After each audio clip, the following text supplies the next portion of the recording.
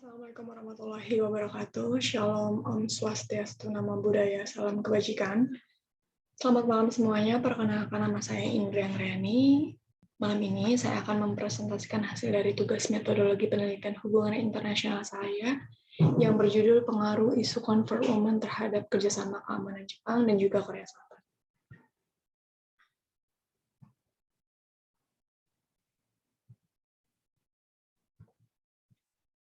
Pada masa Perang Dunia Kedua, saat itu sekitar tahun 1930-an hingga 1945, Jepang berkuasa menjajahi beberapa negara di Asia serta terdapat negara di Eropa. Beberapa negara yang pernah dijajah yaitu Korea Selatan, China, Filipina, Indonesia, dan juga Taiwan, serta masih banyak lagi negara di Asia lainnya. Kemudian, pemerintah Jepang menciptakan sebuah sistem yang disebut dengan Convert Women. Convert Women sendiri merupakan sebuah istilah yang diberikan pemerintah Jepang untuk memenuhi kebutuhan seksual tentara Jepang yang diambil secara paksa, bahkan tidak hanya pemaksaan menjadi budak seksual saja. Tetapi mereka juga mengalami kekerasan secara fisik dengan dipukuli. Banyak dari mereka bahkan memilih agar mengakhiri hidupnya dengan bunuh diri. Tentara Jepang saat itu mendirikan sebuah convert station atau bisa disebut dengan rumah bordil pada tahun 1932 yang pertama kali didirikan di Shanghai, China untuk para wanita convert women yang ditahan pada saat itu.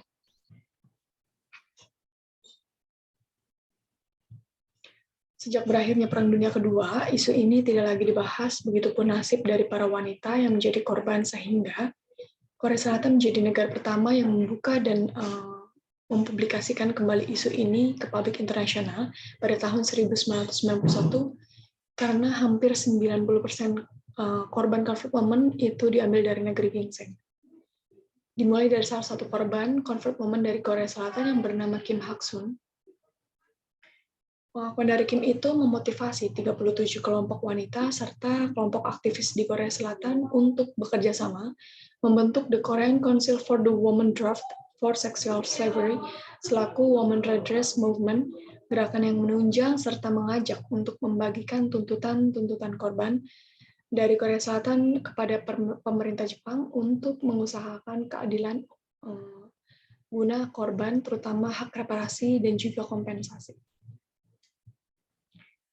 Dengan kemunculan Kim yang menyuarakan suaranya ke depan publik itu yang menjadi korban konflik momen pertama, yang mengungkapkan pengalaman buruknya setelah lama menutup mulut hingga permasalahan ini mendapat perhatian dari masyarakat, pemerintah Jepang yang awalnya menentang tuduhan tersebut dilontarkan oleh Korea Selatan dengan mengatakan bahwa tidak adanya kasus di mana wanita Korea direkrut secara paksa oleh otoritas pemerintah untuk menjadi wanita penghibur. Pemerintah Jepang juga menjelaskan bahwa tidak adanya dokumen ataupun bukti langsung untuk pengambilan paksa perempuan, di mana anggota militer Jepang menculik dan memaksa mereka untuk menjadi wanita penghibur. Setelah itu, pemerintah Jepang juga membantah serta menolak untuk memohon maaf dikarenakan seluruh kasus perang dan kompensasi sudah dituntaskan pada San Francisco Peace Treaty serta perjanjian damai Korea Selatan dan juga Jepang. Pada tahun 1991, akhirnya Jepang mulai memohon maaf, tetapi kerap kali ditolak dan juga tidak diduga sebagai permintaan maaf formal oleh Korea Selatan karena tidak menyertakan suara dari korban convert woman itu serta kandasnya memenuhi tuntutan dari para korban. Setelah itu dibentuknya Wednesday Demonstration atau demonstrasi Rabu pada tahun 1992, tepatnya 8 Januari, oleh para korban dari Korea Selatan yang diberi dukungan oleh Women Redress Movement, bersamaan dengan kedatangan Perdana Menteri Jepang ke Korea Selatan, dilakukan sebagai upaya penuntutan pertanggungjawaban pemerintah Jepang terhadap isu convert woman agar isu ini dan nasib para korban segera dituntaskan. Tepat di depan kantor kedutaan Jepang itulah demonstrasi Rabu dilakukan setiap hari Rabu hingga saat ini. Lalu didirikannya sebuah patung Pyonghwai Sonyeosang oleh para aktivis yang menggambarkan seorang convert woman. Lalu pada tahun 1993, perwakilan dari Jepang, Ketua Sekretaris Kabinet Yohei Kono, menyampaikan permintaan maaf yang dikenal dengan sebutan Kono Statement Tapi statement ini nyatanya masih menuai kritik karena Korea Selatan merasa Jepang belum melaksanakan tugasnya selaku pelaku yang wajib membagikan kompensasi serta memperoleh hukuman. Kemudian mengetahui responnya seperti itu, Jepang mendirikan sebuah lembaga yang bernama The ASEAN Women Fund yang bertujuan memberikan secara menyeluruh kompensasi untuk korban konflik women. Lembaga tersebut membagikan sekitar 2 juta yen untuk tiap korban yang melapor serta terdaftar. Tapi ternyata bukannya mendapat respon yang positif, Jepang tetap menuai respon negatif. Bahkan kali ini dari berbagai media massa dan juga penduduk, dikarenakan sebagian besar dana yang diberikan lembaga tersebut berasal dari industri swasta, bukan dari pemerintah Jepang. Kemudian pada tahun 2015 diadakannya sebuah perjanjian Convert Women Deal yang telah disetujui Korea Selatan dan juga Jepang sebagai salah satu upaya perdamaian untuk mengatasi sentimen anti-Jepang di Korea Selatan. Perjanjian tersebut berisikan permohonan maaf serta pengakuan pemerintah Jepang terhadap keterlibatan pada masa kolonialnya terhadap perbudakan seksual, dan adanya kompensasi finansial untuk para korban convert women, dan kedua negara telah menyetujui supaya tidak mempermasalahkan dan mengungkit kejadian kelam itu di masa depan. Walaupun convert women deal telah disepakati, tidak dipungkiri hubungan diplomatik antara kedua negara tersebut akan membaik. Bahkan ketegangan pun masih ada pada kedua negara tersebut. Oke, di sini yaitu rumusan masalah dari topik yang dibahas, yaitu bagaimana isu convert women ini berdampak terhadap kerjasama keamanan Jepang dan Korea Selatan. Selanjutnya yaitu tujuan penelitian dari tulisan ini, yaitu untuk mengetahui dampak apa saja yang ditimbulkan dari isu convert women ini terhadap kerjasama keamanan yang dilakukan oleh Jepang dan Korea Selatan. Selanjutnya, manfaat penelitian, yaitu untuk memberikan informasi dan juga referensi terkait isu sejarah di kawasan Asia yang membuat ketegangan hubungan bilateral di bidang keamanan antara Jepang dan juga Korea Selatan hingga saat ini. Isu tersebut yaitu isu convert women yang terjadi saat Perang Dunia Kedua. Manfaat penelitian dibagi lagi menjadi dua, yaitu manfaat penelitian praktis dan juga teoritis. Manfaat praktisnya yaitu diharapkan dapat menjadi media yang bermanfaat dalam mengimplementasikan pengetahuan terkait sejarah internasional, dan juga manfaat lainnya yaitu sebagai pengalaman penting bagi penulis dalam mengembangkan pengetahuan. Manfaat teoritisnya yaitu diharapkan pada tulisan ini dapat menjadi penambah wawasan dan juga pemahaman mengenai sejarah kelam pada Perang Dunia Kedua pada masa penjajahan yang dilakukan oleh pemerintah Jepang terhadap negara Asia. Selanjutnya yaitu tinjauan pustaka. Pada tulisan ini penulis melakukan perbandingan terhadap penelitian terdahulu yang sudah orang lain dan media massa lakukan yang mampu memberikan kontribusi pada penelitian ini dan memiliki keterkaitan dengan topik yang penulis coba jelaskan seputar penulisan yang dilakukan. Penelitian pertama dari C.H. Wuiling dengan judul Walking the Long Road in Solidarity and Hope, a case study of the convert women movement, deployment of human rights discourse.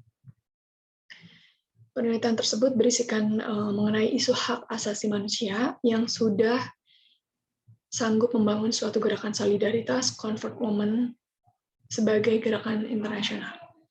Faktor yang menjadi penghalang gerakan sosial convert women itu dalam mengupayakan hak korban tersebut yaitu adanya masalah yang tumbuh dari ras, gender, budaya, dan kelas yang membawa dampak. Banyak dari korban yang memutuskan untuk memendam kisah kelamnya dikarenakan adanya rasa takut dan rasa malu terhadap pandangan negatif dari masyarakat lain ataupun publik. Selanjutnya yaitu penelitian dari Tsutomu Nishioka yang berjudul The Convert Women Issue in Sharper Focus yang diluncurkan oleh Japan Police Institute pada tahun 2015, membahas terkait 3 poin penting yang membahas isu convert women, yaitu kesalahan pelaporan yang dikerjakan oleh Asahi Shimbun. Latar belakang persoalan ini muncul yang membuat pertikaian antara Jepang dan Korea Selatan di tahun 1992 dan terbongkarnya seperti apa para korban convert woman menjalani hidup yang sebenarnya pada saat itu. Poin lainnya yaitu adanya perasaan geram yang ditunjukkan oleh aktivis Jepang dan juga pemerintah Jepang kepada pemerintah Korea Selatan yang dilakukan dengan permohonan maaf yang berulang-ulang tanpa adanya pembuktian dari fakta isu tersebut. Selanjutnya yaitu landasan teori. Guna memudahkan penulis mengetahui relasi yang terjalin antara Jepang dan Korea Selatan, serta mengkaji faktor apa saja yang berpengaruh pada kebijakan yang dipakai oleh negeri ginseng tersebut, perihal menjalin hubungan bilateral di bidang keamanan bersama Jepang. Dengan itu, penulis memakai beberapa konsep dalam penelitian ini. Yang pertama yaitu konsep memory, war, and world politics. Konsep ini membahas begitu pentingnya sejarah atau masa lalu dalam membentuk keadaan di masa sekarang. Penulis akan menggabungkan dua faktor penting, yaitu memori serta trauma yang setelah itu memengaruhi pemikiran warga Korea Selatan kepada Jepang. Selanjutnya yaitu yang kedua, diplomasi. Konsep ini menerangkan terkait kemampuan berbicara serta bernegosiasi suatu negara yang dilakukan untuk mempertahankan serta memperoleh kepentingan nasionalnya. Diplomasi sendiri di dalam hubungan internasional yaitu kegiatan-kegiatan yang berbentuk negosiasi, menjalin hubungan yang baik dan benar dengan negara lain, berupa kerjasama dan juga kesepakatan dalam membuat suatu perjanjian. Selanjutnya yaitu landasan konseptual. Landasan konseptual yang diambil penulis yang mencakup beberapa konsep. Yang pertama yaitu penulis memakai sebuah konsep transnational civil society. Konsep ini mempunyai definisi yaitu selaku aktor sosial yang kedatangannya bermaksud agar membawa transformasi sosial politik yang lebih positif di sekitar masyarakat dengan aturan yang lebih aman, dengan kegiatannya melewati pergantian ide, nilai-nilai maupun gagasan yang melebihi garis kawasan nasional. Konsep transnational civil society ini mempunyai ciri-ciri yaitu mengulas kembali isu global, mengaitkan interaksi lintas negara, mempunyai organisasi global, bergerak pada premis solidaritas suprateritorial. Jika salah satu ciri atau dua yang melekat pada kegiatan itu pun sudah bisa dikategorikan ke dalam konsep transnational civil society ini. Selanjutnya yaitu konsep opini publik, struktur domestik, dan juga kebijakan luar negeri. Keterkaitan konsep antara opini publik dengan tahapan pembuatan kebijakan luar negeri ialah menggunakan pendekatan bottom up, yang mana publik diikuti oleh pemerintah ataupun top down, yang berarti asumsi masyarakat bisa dengan mudah diubah oleh pemerintah dengan bermacam-macam keadaan seperti kebijakan keamanan maupun kebijakan luar negeri yang dipandang belum mempunyai pemahaman daripada kebijakan ekonomi. Memastikan seperti apa tanggapan dari sistem politik itu terhadap keinginan publik, tugas dari struktur domestik, sementara itu pembuatan koalis merupakan jaringan kebijakan seperti apa sebuah negara terwujud. Jaringan kebijakan ialah beraneka ragamnya kepentingan publik yang dimandatkan kepada kelompok kepentingan serta partai politik yang berperan sebagai mediator antara masyarakat dan juga sistem politik. Selanjutnya yaitu alur pemikiran. Penjelasan alur pemikiran tersebut yaitu bagaimana cara peneliti menggambarkan permasalahan yang akan diteliti, berawal dari diangkatnya kembali isu ini ke depan publik oleh salah satu korban convert woman dari Korea Selatan pada masa itu, hingga membuat beberapa kelompok kepentingan ikut mendukung tuntutan tersebut kepada Jepang. Kemudian pada saat itu Jepang menyangkal tuduhan atas kekejaman yang dilakukan militer Jepang pada masa jajahannya dan tidak adanya penyesalan, sehingga menimbulkan kerasahan serta kritik dari negara-negara yang pernah dijajah, terutama Korea Selatan. Dan membuat Jepang meminta maaf dengan memberikan beberapa kompensasi terhadap korban convert woman dan dibuatkannya kesepakatan Convert Woman Deal pada tahun 2012 atau bisa disebut dengan Agreement on Convert Woman. Setelah itu, ketegangan ternyata belum lenyap di antara Jepang dan juga Korea Selatan dengan terbentuknya kesepakatan Agreement of Convert Woman itu. Bahkan isu Convert Woman ini memberikan pengaruh pada kerjasama keamanan antara Jepang dan Korea Selatan. Penelitian ini mencoba mencari tahu serta menjelaskan terkait bagaimana isu Convert Woman ini berdampak berdampak terhadap kerjasama yang dilakukan oleh Jepang dan juga Korea Selatan yang pada isu konflik moment ini. Selanjutnya yaitu metodologi penelitian. Yang pertama yaitu pendekatan penelitian. Penulis menggunakan metode kualitatif yang merupakan sebuah metode yang di dalam penelitiannya mengkonstruksi realitas dan juga mencoba memahami maknanya. Artinya, penelitian kualitatif harus memperhatikan proses, peristiwa, dan ontetisitas. Dalam penelitiannya, biasanya peneliti mempunyai sifat yang eksklusif dalam situasi yang terbatas. Subjek yang digunakan pun memiliki jumlah yang relatif sedikit. Yang kedua yaitu jenis penelitian. Jenis deskriptif yang berarti penyampaian gambaran yang spesifik terkait apa yang sedang terjadi. Jenis penelitian ini menyampaikan pemaparan terkait aktivitas sosial ataupun jenis orang yang berfokus pada pertanyaan bagaimana dan siapa. Ruang lingkup yang ada pada jenis penelitian ini ialah studi kasus, studi tindak lanjut, perkembangan, analisis kecenderungan, analisis dokumenter, studi perbandingan, studi waktu dan juga gerak, analisis kegiatan, dan lain sebagainya. Selanjutnya yaitu unit analisis. Definisi dari unit analisis sendiri yaitu sebuah objek kajian yang karakternya akan diberitahukan, digambarkan, serta dirumuskan sebagai akibat dari variabel lain. Sedangkan unit eksplanasi merupakan suatu objek yang menjadi pengaruh terhadap karakter unit analisa yang akan diamati. Pada penelitian ini, unit analisanya yaitu pemerintah pihak Jepang dan juga Korea Selatan. Unit eksplanasinya yaitu isu konflik moment dan kerjasama keamanan Korea Selatan dan Jepang. Tingkat analisis dari penelitian ini ialah negara. Selanjutnya yaitu teknik pengumpulan data. Teknik pengumpulan data yang dipakai yaitu menggunakan teknik studi pustaka. Teknik ini merupakan salah satu teknik yang banyak dipakai oleh para peneliti. Cara yang dilakukan pada teknik ini yaitu dengan cara mengumpulkan data yang sesuai ataupun relevan untuk kebutuhan penelitian, yaitu dari buku, artikel ilmiah, berita, ataupun sumber kredibel lainnya yang dapat dipercaya dan juga pastinya sesuai dengan tema penelitian yang dilakukan.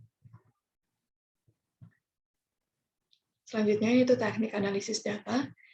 Menggunakan teknik analisis data deskriptif, kualitatif, teknik ini bertujuan untuk menjawab permasalahan secara terorganisir ataupun teratur, berlandaskan pada data-data. Penelitian ini menyuguhkan data, mengkaji serta menyampaikannya. Maka dari itu, jawaban dari permasalahan yang disuguhkan di hidangan pada permasalahan ini akan bersifat observasi data-data yang berkaitan dengan faktor-faktor yang memengaruhi kerjasama keamanan Jepang dan juga Korea Selatan dalam isu konflik moment ini. Selanjutnya yaitu teknik keabsahan data. Pada penelitian ini, keabsahan data yang dipakai oleh penulis yaitu derajat kepercayaan serta teknik pemeriksaan yang menggunakan kelengkapan referensi. Kriteria pada derajat kepercayaan pada dasarnya sebagai pengganti konsep validitas dari non-kualitatif.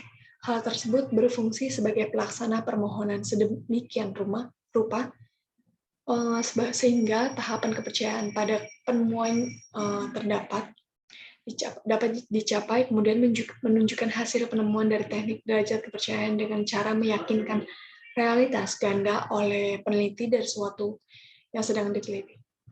Kelengkapan referensi sebagai salah satu cara pemeriksaan keabsahan data yang dilakukan melalui cara pengumpulan sumber dukungan sebanyak mungkin pada penelitian, baik sumbernya manusianya maupun sumber bahan rujukan yang pantas berupa berbagai buku, pustakaan, laporan penelitian, serta karya-karya ilmiah lainnya. Oke, sekian presentasi dari saya. Kurang lebihnya saya mohon maaf. Jika ada pertanyaan bisa langsung ditulis di forum diskusi. Selamat malam semuanya. Wassalamualaikum warahmatullahi wabarakatuh.